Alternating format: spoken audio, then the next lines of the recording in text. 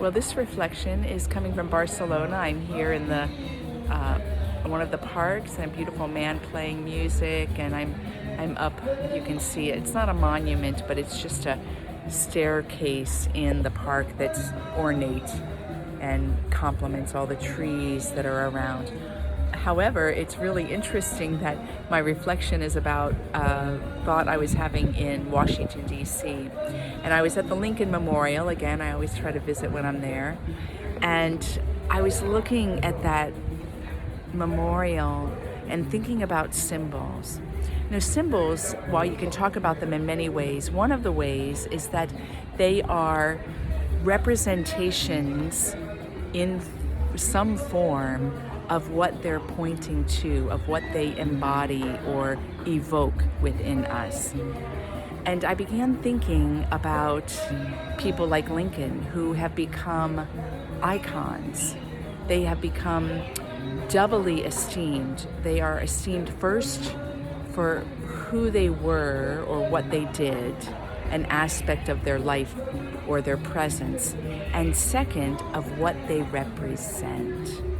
And Lincoln is very often considered our greatest president.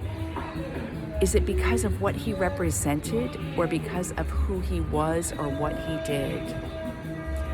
What if we took all the human beings that inspire us and let them be icons and symbols of what they represent and lean less into an examination of their very presence or their lives?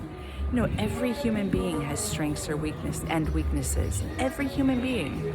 And it's very easy when somebody speaks an inspired word or accomplishes a great ideal for the good of the world that we take them to be the fullness of what was accomplished, which is always a mistake. For instance, Martin Luther King had an affair, if not more than one affair.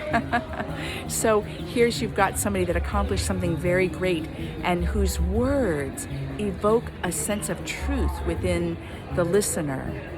And at the same time, does he fully embody it? Not 100%. So what if we did that with every human being, if we allowed them to be a symbol, and if we let our way of being close with them and inspired by them move to that direction? Wow, what are they actually representing to me? What are they evoking within me? Because then we touch on what? Ourselves. I am deeply inspired by what Lincoln represents because he had a sense of integrity and humility.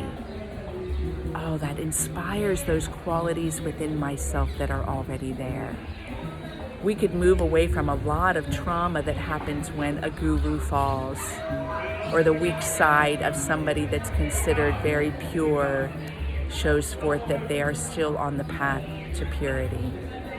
So how can you do that today? And what might be someone that you know of in your life personally or collectively that you could allow to be more of a symbol to evoke the qualities within you than to displace your power upon them with misrepresenting who they may really be in all their fullness?